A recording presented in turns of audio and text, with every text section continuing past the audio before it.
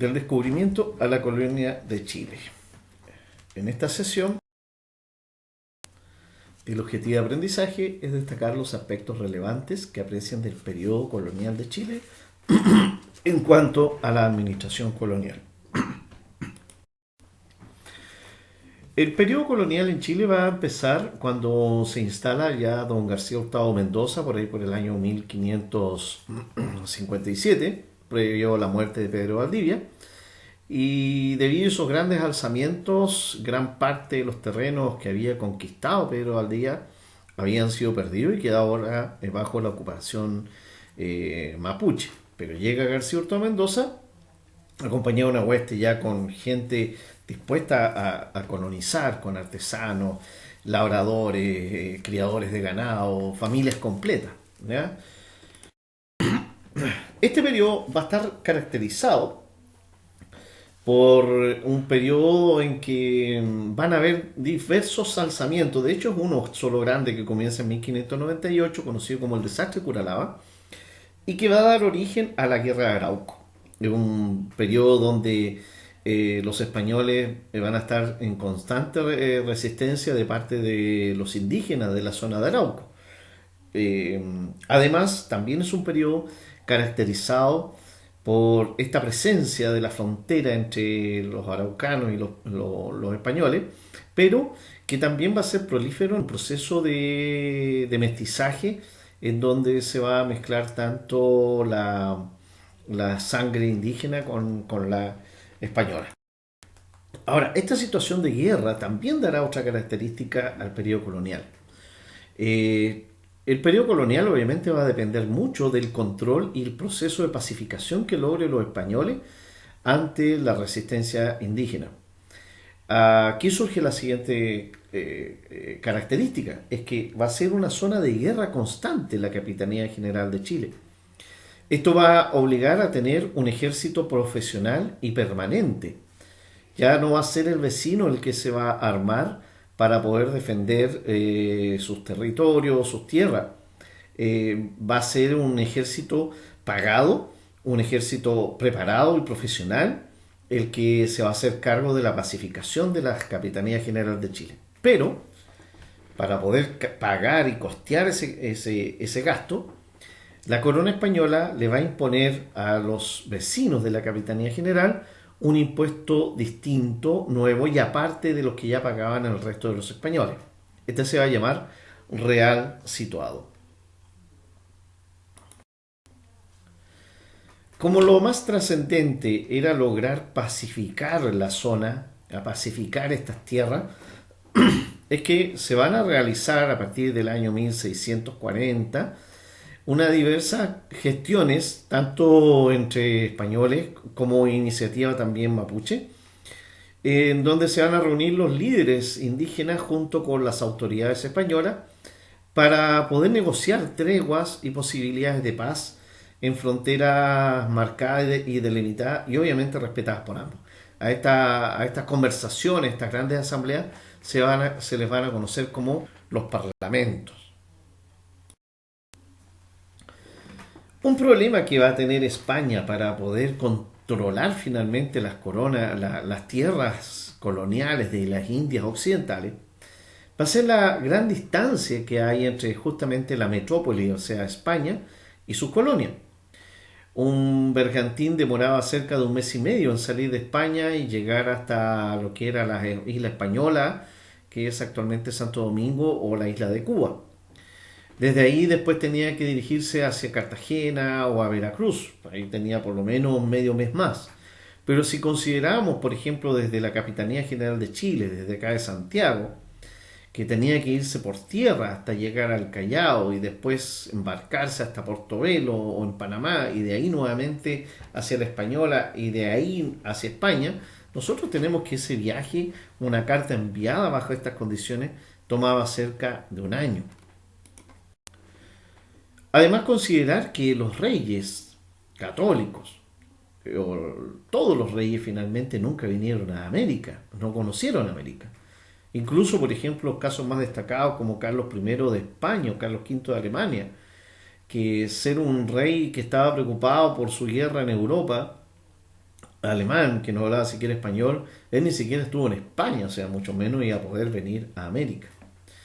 Su sucesor, Felipe II, un rey casi monje, recluido gran parte del tiempo en una celda en el monasterio del Palacio del Escorial, desde donde dominaba, desde esa celda, mandaba órdenes para controlar el reino, todo su reino. ¿Ya? O sea, no salía siquiera de su habitación, menos iba a estar en España. Lo mismo va a ocurrir con todos los reyes que van a existir en España hasta que se independizan las colonias americanas. No hay ningún rey que siquiera haya visitado América. Entonces, para controlar entonces las tierras de América, los reyes realizaron y construyeron un aparataje burocrático que les permitió, ¿ya?, llevar a cabo esta supervisión y que no se le escape el dominio de las tierras de las Américas, las Indias occidentales. En eso estuvo entonces que tenemos en la primera cúspide, la primera parte de este organigrama, al rey, que está radicado en España. Lo mismo las organizaciones radicadas en España de la Casa de Contratación y el Consejo de Indias. Estas asesoraban al rey en materias de Indias, pero desde España. Y en América se crearon los virreinatos y gobernaciones, junto con las capitanías generales, que dependían directamente del rey, y además otras instituciones que, dependiendo del Consejo de Indias o la Casa de Contratación, también controlaban el actuar de virreyes y gobernadores, ¿ya?, como es la audiencia, la audiencia, los oficiales reales y la iglesia. Finalmente, habían unos cargos y unas instituciones que eran más bien de carácter local para atender las necesidades locales, como en el caso de los cabildos, corregidores de alcaldes mayores, corregidores de indios y los caciques. En España, entonces, tenemos al rey, pero el rey era asesorado por un consejo de indias, es decir, un grupo de sabios, intelectuales, profesionales, abogados, que estaban a cargo de crear leyes, cédulas reales, nombrar funcionarios para las Indias occidentales y le entregaban esa información al rey para que el rey decidiera, pero solamente respecto de Indias. Habían otros consejos, pero referido a otra zona, a Flandes, por ejemplo, el Consejo de Occidente, el Consejo de España, pero el Consejo de Indias trataba solamente aspectos relacionados con América. La Casa de Contratación controlaba el tráfico comercial entre España y América. Era la que se encargaba de velar de que todo lo que salga de España hacia América llegue a América y todo lo que salga de América llegue a España.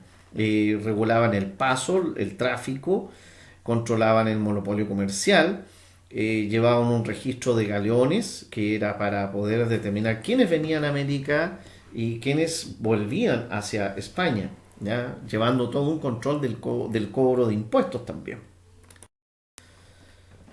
En América, bueno, estaban los virreinatos, que eran grandes unidades políticas gobernadas por un virrey.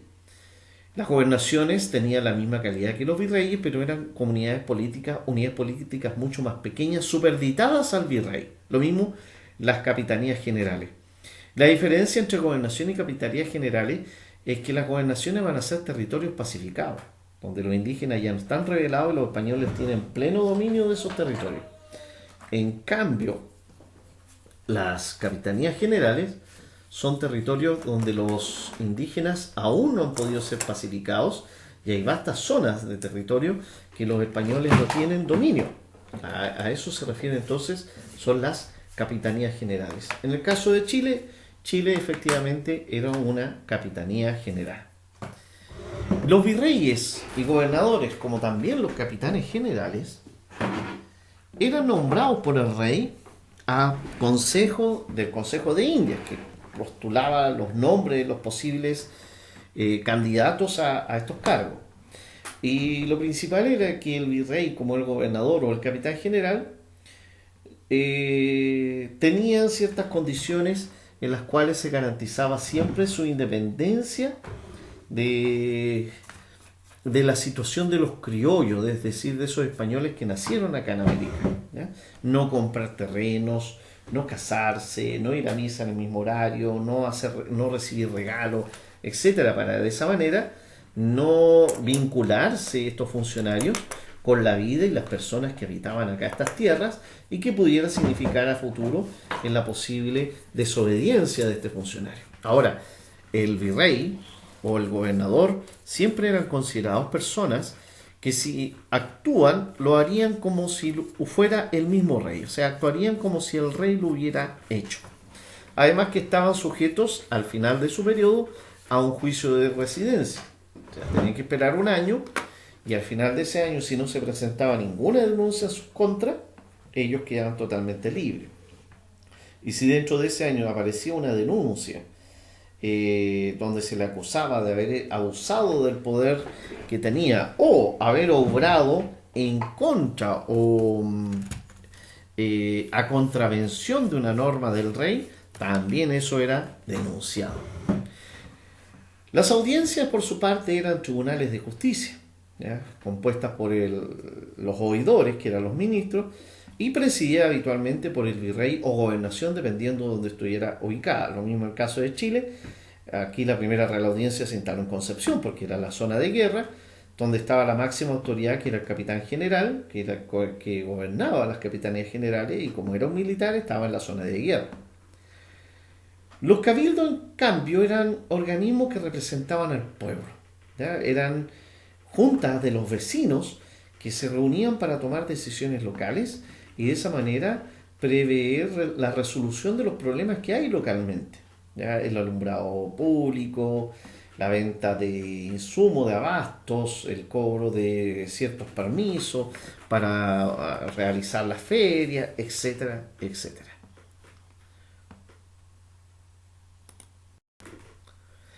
En cuanto a la economía colonial fue principalmente relacionada con la agricultura, habiendo sí algunos yacimientos mineros que eran explotados, pero en su gran mayoría estaba relacionado con el trabajo de la tierra.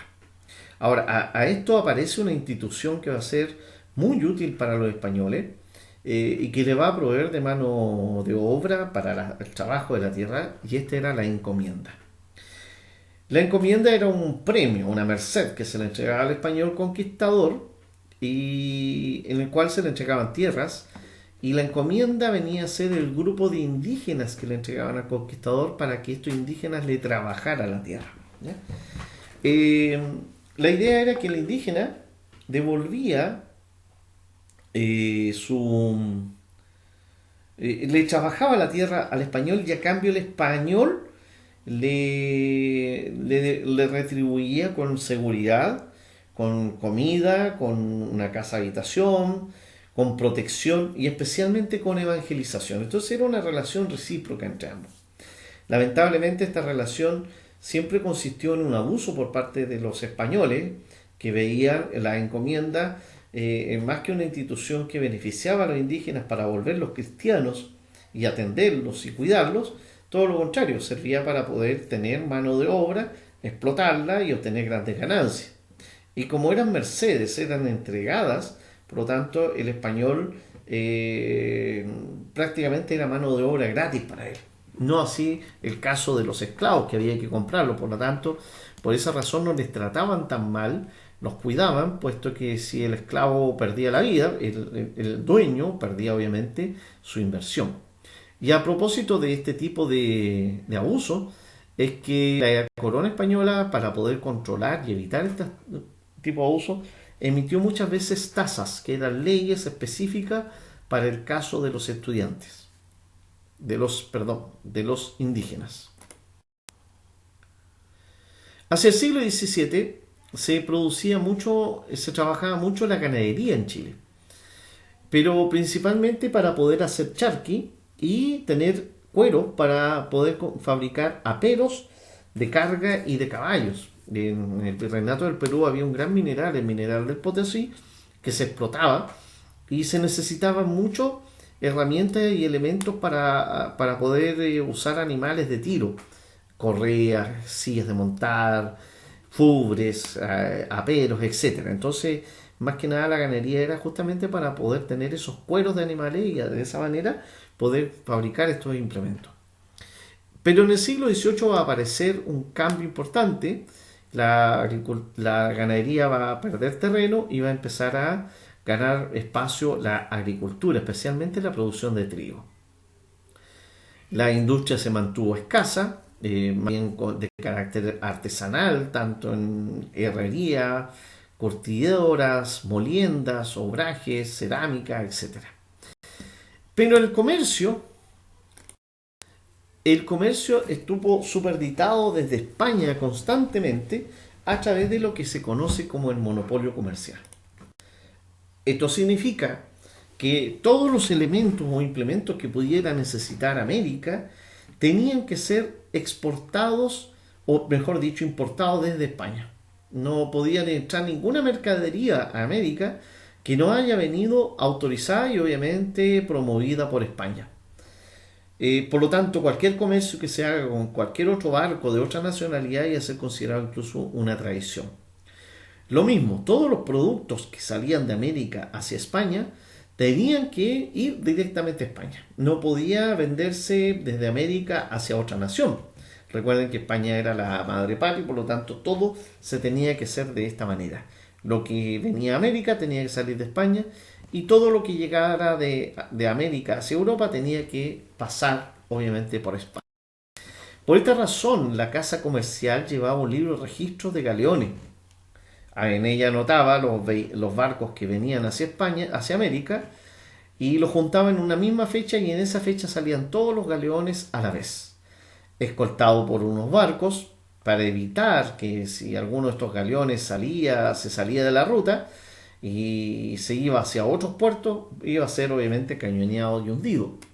Pero también para protegerlo, dado que las flotas de galeones españoles siempre venían cargadas desde España con gran cantidad de oro y plata, aparecieron una gran cantidad también de piratas y corsarios que amenazaban a estas embarcaciones españolas con atacarlas, hundirlas y obviamente agarrar de botín la carga de estos barcos.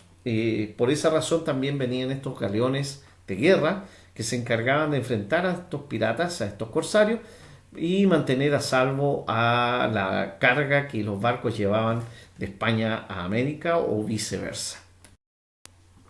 Por lo tanto, la economía colonial estuvo marcada preferentemente por el monopolio comercial. Las colonias solo podían comerciar con la metrópoli, en este caso España. Había un férreo control de puertos tanto en la entrada y salida de las rutas comerciales. Se impusieron rutas, o sea, no todo el mundo sabía llegar a América, por lo tanto había un personaje específico, el piloto, que le iba indicando al capitán por dónde tenía que navegar para poder llegar a América. Esto trajo una restricción del desarrollo comercial acá en América, una limitación también del comercio intercolonial, o sea, ni siquiera se podía comercializar entre colonias si no era con la venia o la autorización de España. Finalmente les dejo la actividad de la clase correspondiente y un número de WhatsApp para cualquier duda que ustedes requieran ser atendida. Muchas gracias.